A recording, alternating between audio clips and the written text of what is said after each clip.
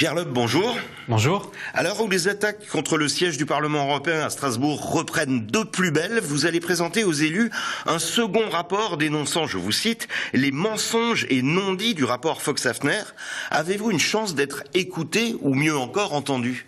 Absolument. Merci pour cette question. Il y a 2 ans, nous avions publié notre première étude, Le siège dans tous ces États, qui avait été un grand succès présenté au Parlement européen le 14 février 2012. Depuis, la situation a évolué, tant au niveau des votes, tant au niveau de la pression médiatique.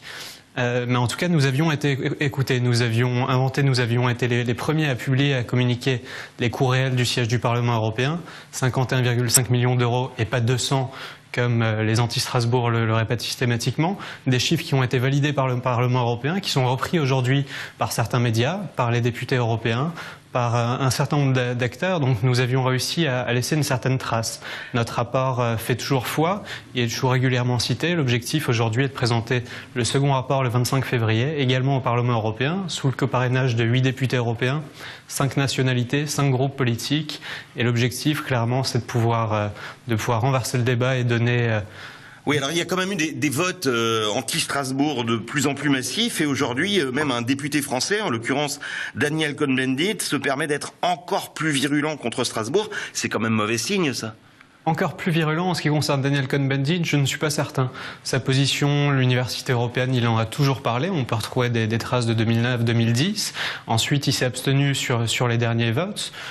Donc en ce qui concerne Daniel Cohn-Bendit, rien de nouveau. Sa réflexion, sa remarque est particulièrement déplacée, certes.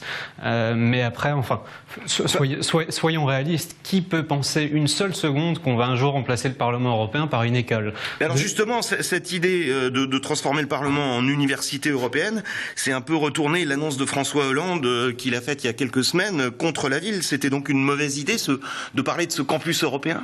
Non, je pense que c'était une excellente idée. Et d'ailleurs, il y a eu un communiqué de presse hier soir de l'Élysée qui est particulièrement explicite, après le sommet franco-allemand qui s'est tenu hier à Paris entre Angela Merkel et François Hollande.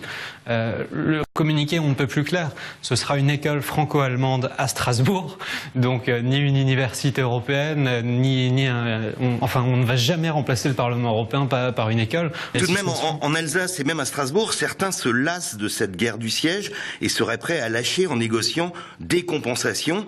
C'est une hypothèse que vous refusez toujours d'envisager ? Alors, certains se lassent, oui, et on est les premiers à se lasser de cette bataille du siège. C'est d'ailleurs pour ça que notre prochain rapport s'intitulera « Le siège dans tous ces États 2 ans après », pour en finir avec la controverse sur le Parlement européen à Strasbourg. À un moment donné, il faut passer à autre chose, et c'est justement là qu'on intervient, nous, représentants de la société civile, représentants de chefs d'entreprise. À un moment donné, on veut entendre parler de l'Europe pour autre chose que ce siège du Parlement européen. Et pourtant, certains députés, comme Daniel Cohn-Bendit ou comme d'autres, mettent le sujet du siège du Parlement européen sur la table, alors même que la justice a tranché.